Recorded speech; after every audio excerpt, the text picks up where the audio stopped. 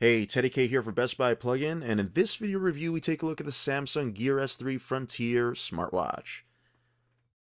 Now, especially if you're familiar with the Gear S2 from last year, there's not a big learning curve here. Even with the Gear Fit 2, which is not exactly the same type of product, but is a similar design because that product was kind of like a fitness band and a smartwatch rolled into one. It was a unique design, and actually I had said that was Samsung's best wearable to date.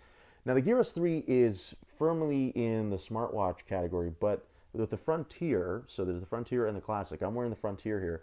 They clearly went into a rugged design with this thing, which is why I would say that it's clearly oriented towards men because it's a very thick band, very large face.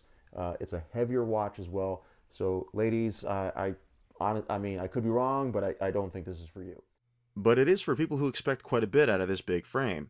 So the watch has an optical heart rate sensor in the back. I'll just show it to you here as I turn it around. There it is. The band itself can be changed. So as big as it is, it is pretty easy to remove it. I opted not to do it for the video here, but it is removable. There's the rotating bezel that makes navigating the interface a little bit easier. Of course, this is also a touch screen, so you can do it that way too. But I love this rotating bezel. I always did. I find it much better than swiping. A little too sensitive, though. Samsung would be nice to add some features there to make it a little less sensitive. Change the watch face as well.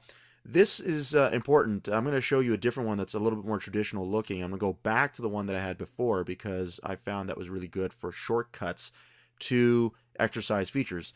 You can see the weather. Here's an example of what that looks like, and you can see the forecast throughout the day and what you can expect. Swipe down, and you get some shortcuts to some basic features as well.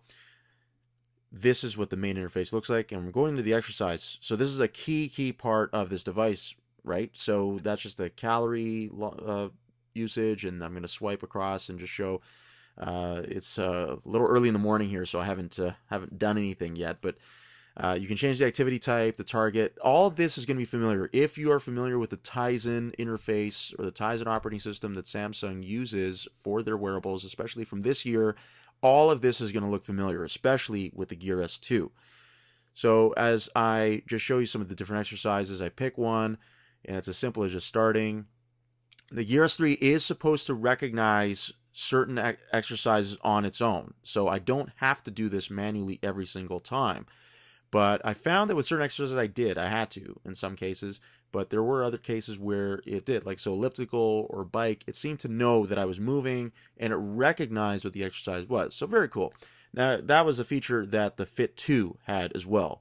So not unfamiliar, nothing really different or new as far as that goes. Now remember that watch face I was telling you about. So I'm going to go back to the one that I had before, this one right here. The reason why I like this one or some of the other ones is because of the shortcuts. So each quadrant in this particular one is a shortcut to a different exercise feature in the exercise apps. So I can go directly to a workout or directly to calories. I can go to any of those four that directly. So I'm just showing you here, floors.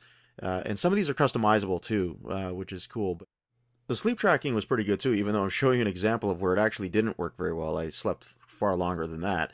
But generally speaking, it worked well and kept good tabs on me. Now, I think the difference between a device like the Fit 2, the Gear Fit 2, which was a fitness band that had a lot of, or certain smartwatch features, and then here you have a smartwatch that has obviously some features that fitness bands have too, starting with the heart rate monitor in particular, but there are some other things as well because you're tracking all the activity. Now, the built-in features in some of the included apps or supported apps are great. Of course, we're missing some. I mean, Spotify's not in here. It is available in other markets, but we don't have it in Canada yet. Why? I don't know. So that app discrepancy, that app deficit, if you will, I think is kind of what stands out for me with this particular product. I just wish that there was more app support. I mean, it's like it's so close, and yet you can't get to it, So I would say that if you're looking for something rugged and you want it to work well, especially with your Android device, because you don't have to have a Samsung phone to use this, then yeah, you could give this a shot. If you're looking for something a little more aesthetic, consider the Classic or go back to the Gear S2. And if you want something that's more like a fitness band that has a lightweight form factor and is probably going to last a little longer, then maybe consider the Gear Fit 2 or any number of fitness bands. I mean, Fitbit obviously makes a lot of great ones. That is the Samsung Gear S3 Frontier. For Best Buy Plugin, I'm Teddy K. Thanks for watching.